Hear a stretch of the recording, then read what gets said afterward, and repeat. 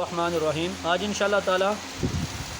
دوسرا پارہ سورہ بقرہ کی آیت نمبر 197 کی تفسیر بیان ہوگی۔ شان نزول یہ ہے کہ زمانہ جاہلیت میں کچھ لوگ جاتے تھے حج کے لیے، جاتے تو حج کے لیے تھے لیکن ان کی نیت ہوتی تھی تجارت،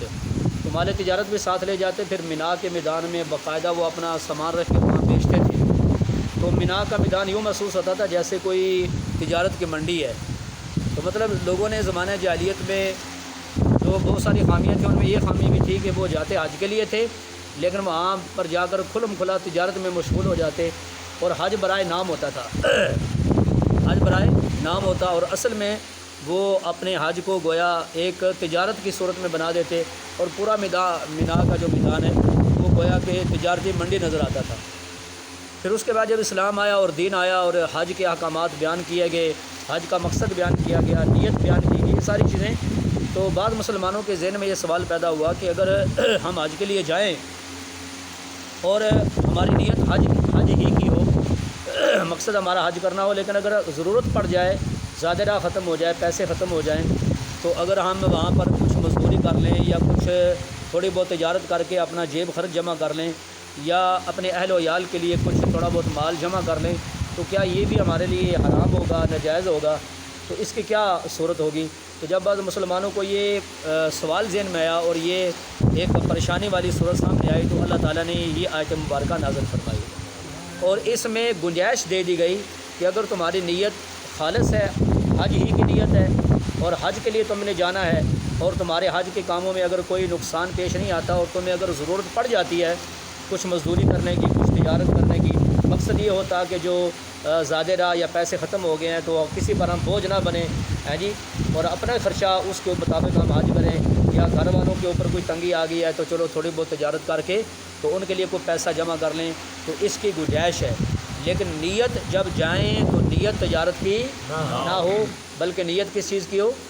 ہاں، حج کی ہو، اور حج کے جو افعال ہیں، جو حج کے کام ہیں، ان میں بھی کوئی خلل نہ آئے، خاص طور پر آخری جو 4-5 دن ہوتے ہیں جس میں حج کے مسلسل کام کرنے ہوتے ہیں، اس میں تو بالکل تجارت وہ اس کی طرف توجہ نہ کی جائے۔ باقی عام دنوں میں اگر کچھ وقت ٹائم فالتو پاس ہو اور بندہ کچھ مزدوری کسی کے ہاں کر لے یا تھوڑے بہت تجارت کر لے، جیب خرچ جمع کر لے، تو اس میں فرمایا کوئی گناہ والی بات نہیں ہے۔ لفظ یہ فرمائے لیس علیکم جناح، تم پر کوئی گناہ نہیں ہے، تو مفسرین فرماتے ہیں اس سے اشارتاً بتا دیا کہ یہ کوئی اچھی بات نہیں ہے، یہ صرف یوں سمجھو کہ ایک ضرورت کے تحت اس کی تمہیں اجازت دی جا رہی ہے۔ اگر ضرورت نہ ہو تو بچنا بہتر ہے، پھر بھی تجارت وغیرہ نہ کی جائے، کسی کا مزدوری نہ کی جائے، بہتر یہ ہے کہ اپنا بندہ جو نیت لے کر گیا ہے نا اسی نیت کے مطابق کام کرے۔ لیکن لیس علیکم جناح، اس سے معلوم ہوتا ہے کہ یہ ضرورت کے درجے میں اجازت ہے کہ اگر کوئی ضرورت پڑ جائے، اس طرح کی مجبوری آ جائے، تو پھر اس کے ضمن میں کچھ تجارت یا مزدوری کی جا سکتی ہے، لیکن اس کو مقصد نہ بنایا جائے، مقصد، کیونکہ جب کوئی بندہ کسی چیز کو مقصد بنا لیتا ہے نا تو اصل جو چیز ہوتی ہے وہ فوت ہو جاتی ہے۔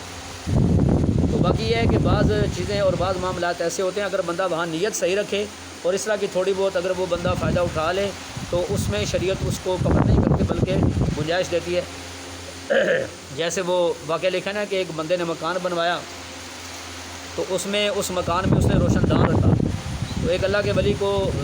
نیک بندے کے سامنے اس کا اظہار کیا جو میں نے مکان بنایا اس میں روشن دان رکھا ہے، تو انہوں نے کہا بھئی روشن دان تو تم نے بنوایا کس وجہ سے؟ تو کہا اس لیے تاکہ ہوا کی کراسنگ ہو، بات سمجھ آ رہی ہے، ہوا کی کراسنگ ہو اور کمرہ ٹھنڈا رہے۔ تو انہوں نے فرمایا اللہ کے بندے اگر تو نیت یہ کر لیتا روشن دان لگانے کے وقت بھی اذان کی آواز آئے گی اور میں نماز کے لیے جاگ جاؤں گا تو اب تجھے روشن دان لگانے کا بھی ثواب ملتا اور ہوا کی کراسنگ تو ویسے ہی ہو جانی تھی، تو نیت کرتا یا نہ کرتا تو ہوا تو ویسے گزرنی ہے نا، جب روشن دان لگ گیا تو ہوا تو گزرنی ہے، لیکن نیت پر اللہ کیا کرتے ہیں؟ ثواب عطا فرماتے ہیں۔ انما الاعمال بالنیات، صحیح بخاری کی پہلی روایت ہے، حضور صلی اللہ علیہ وسلم نے ارشاد فرمایا سارے اعمال کا دار و مدار نیتوں پر ہے، بندہ جس طرح کی نیت کرتا ہے پھر اللہ کا معاملہ اس کے ساتھ اسی طرح کا ہوتا ہے۔ اتنی بات آپ کو سمجھ آ گئی ہے جی؟ تو یہ آیت مبارکہ نازل ہوئی اور اس میں اس چیز کی ہدایت کر دی گئی کہ بھئی نیت تمہاری صحیح ہونی چاہیے۔ اچھا، اس کے بعد ایک مسئلہ تو یہ بیان فرما دیا، دوسرا مسئلہ یہ بیان فرمایا کہ زمانے جاہلیت میں ایسے ہوتا تھا کہ کچھ لوگ اپنے آپ کو یہ سمجھتے تھے کہ ہم جو خاص طور پر قریش کے لوگ تھے نا، وہ یہ سمجھتے تھے کہ ہم دوسرے لوگوں سے ممتاز ہیں، ہمارا ایک مقام الگ ہے، ہماری شان الگ ہے، بات سمجھا رہی ہے؟ تو وہ اس طرح کرتے تھے کہ وہ باقی لوگ تو جاتے تھے نا عرفات کے میدان میں، وہاں پر مغرب کی نماز تک وہاں رہتے ہیں، اور پھر اس کے بعد مزدلفہ میں آنا ہوتا ہے، رات مزدلفہ میں گزارنی ہوتی ہے۔ تو یہ ایسے یہ کہتے تھے کہ چونکہ عرفات کا جو میدان ہے نا یہ ہر حدود حرم سے باہر ہے،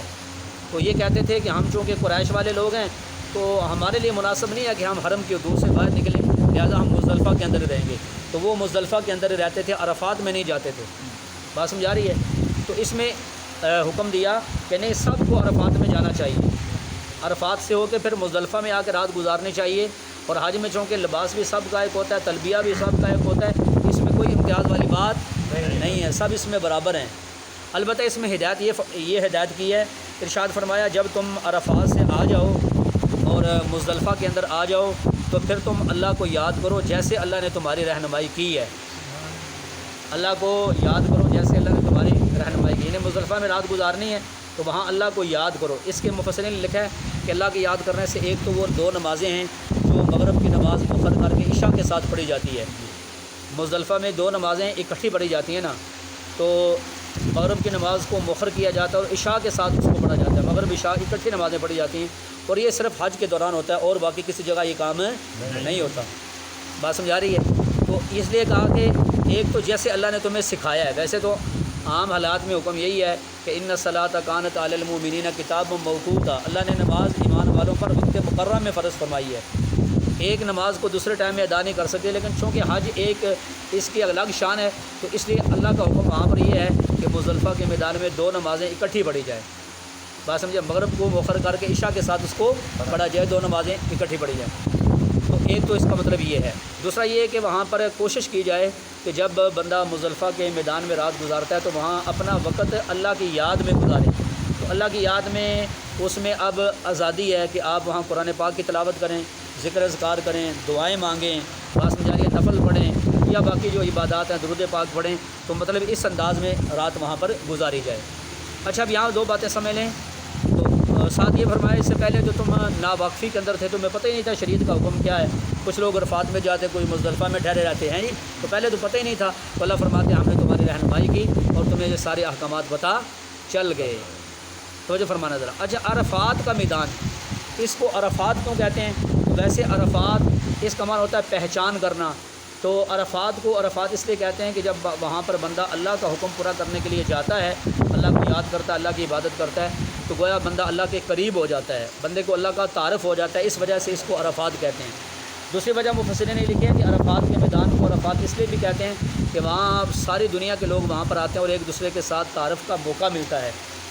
ایک دوسرے کی پہچان ہوتی ہے، تو اس وجہ سے بھی اس کو عرفات کہتے ہیں۔ تیسری وجہ یہ لکھی ہے بعض علماء نے کہ اسی میدان میں سیدنا آدم علیہ السلام اور مائی حوا کی ملاقات بھی ہوئی تھی، کیونکہ جب آسمان سے اترے تھے تو الگ الگ مقامات پہ اللہ نے جب آدم علیہ السلام اور مائی حوا کو اتارا تھا نا زمین پہ، تو ایک ہی جگہ نہیں اتارا تھا بلکہ الگ الگ، تو پھر وہ ہوتے ہوتے چلتے چلتے یہاں پر دونوں کی آپس میں ملاقات ہوئی اور پہچان ہوئی، اس وجہ سے اس کو عرفات کہتے ہیں۔ اور یہاں جو مزدلفہ ہے اس کو یہاں شریعت نے، قرآن نے یہاں لفظ بولا ہے مشعر الحرام، مشعر کہتے ہیں علامت کو، نشانی کو، تو وہاں مزدلفہ کے میدان کے ساتھ ایک پہاڑ ہے اس کو مشعر کہتے ہیں، تو اس کے ساتھ جو میدان ہے اس کو مزدلفہ کہتے ہیں۔ اور حرام کا معنی ہوتا ہے معزز، محترم، تو چونکہ اس مقام کو محترم اس وجہ سے کہا کہ یہاں پر حاجی لوگ جمع ہوتے ہیں، رات گزارتے ہیں، اللہ کو یاد کرتے ہیں، اس وجہ سے یہ میدان کیا ہو گیا؟ محترم ہو گیا اور مقدس ہو گیا۔ ٹھیک ہے جی، تو یہ 2 لفظوں کی تشریح عرض کر دی، باقی تفصیل انشاءاللہ کل ہوگی۔ اللہ تعالیٰ ہمیں سمجھنے کی اور عمل کی توفیق عطا فرمائے۔